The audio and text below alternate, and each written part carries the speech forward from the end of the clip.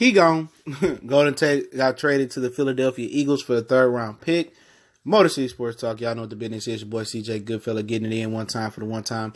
And it was reported that this was going to be one of the crazy and wild trade deadlines in NFL history. And it's turned out to be that. Demaryius Thomas traded for a 4th round draft pick to the Houston Texans. And also, the Houston Texans acquired a 7th round draft pick in that as well. And don't the Dallas Cowboys feel like dummies? They traded a 1st round draft pick for a receiver that's not better than Demaryius Thomas and not better than Golden Tate. That Golden Tate got traded for a 3rd. Demaryius Thomas got traded for a 4th. And the Cowboys traded a 1st for Amari Cooper. Like I said, man, it is what it is. But like I told you guys before, I told you Golden Tate was going to have to get moved. The Lions was not going to pay him top 1 or 2 money. They were not close in money, I would guess, or they wasn't willing to pay a Asian 30-year-old or soon-to-be 30 receiver that was exclusively playing the slot or going to be limited playing the slot in a couple more years when he lost another step or two. So they knew when to get out. You know what I'm saying? They pick up a 3rd round pick when they already lost a pick. I can't remember what they traded for Deshaun Hand. Maybe they lost a 4th round pick next year, a 3rd round next year. They traded a 5th round for Snacks Harrison. So they traded a 3rd round pick. Golden Tate goes to Philly. We talked about Philly yesterday being one of the candidates that could be traded. Want to trade for Golden Tate. Appreciate Golden Tate for all he did here in Detroit. But I told you guys, man, that emotional attachment junk. I told you, you ain't winning with him. I mean, you damn sure not. You can win without him, I would guess. So it wasn't a shock to me. I have been hearing that he could be traded for a linebacker, Tate. I'm glad they didn't trade him for Hightower. Looking at hindsight, they got a pick for him. You know, doing something that Mayhew didn't do. He didn't get nothing from Ndamukong Suh. Obviously, they didn't get that. Whoever's the regime then, they didn't get nothing. Well, they didn't get nothing for Calvin Johnson. At least they get something for Golden Tate. At least he can come. And hopefully, they can evaluate talent and get another player. But the emergence of Kenny Galladay probably has something to do with it. Marvin Jones may have something to do with it. He had a big game. Galladay had always been having a big year. He had a little quiet game Sunday. But, you know, fans, they don't understand this. They are like, how can we go on without Golden Tate? We did move on without Calvin. Like I said, Golden Tate wasn't going to get top 1 or 2 NFL receiver money. It wasn't going to happen. You know, he's going to be exclusively a slot receiver in a couple more years when you lose another step. Because it's going to happen. So you don't want to be stuck in a contract where you're paying this dude number 1, number 2 money, and he's just exclusively playing a slot. And on top of that, you know, it's not just Golden Tate that's the problem. It seems that Jim Bob Cooter don't know how to get the most out of him in the slot. Some days he killing the slot, and some days he's just not even in the game plan. You know what I'm saying?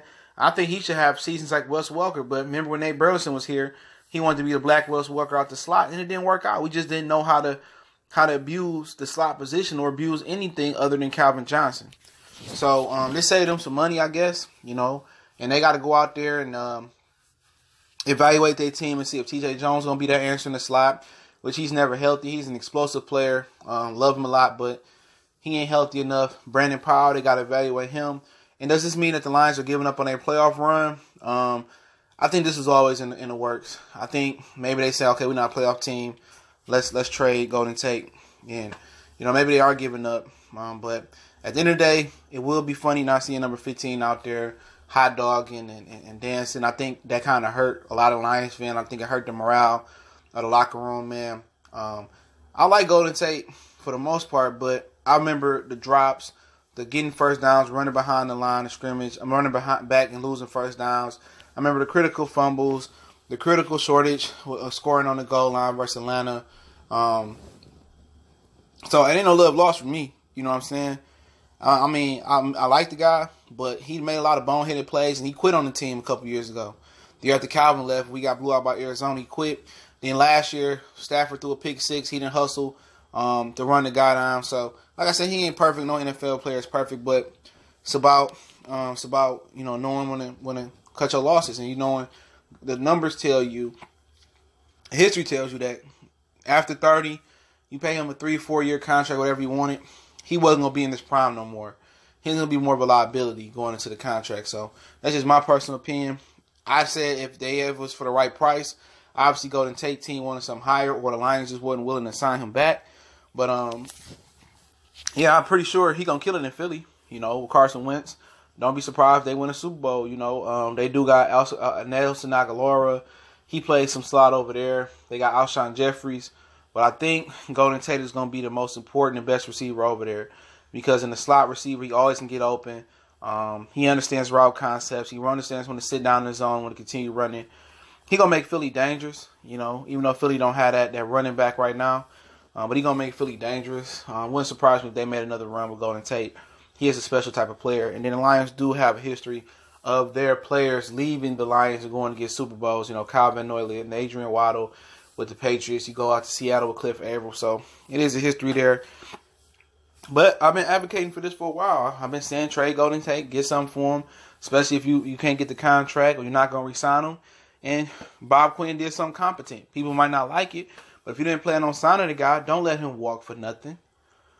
You know, just because he's a fan favorite, you know what you got to be able to see and predict what happens, you know, in the contract. You can say he get 2 years in the contract, he fall off, and you still owe him a bunch of money.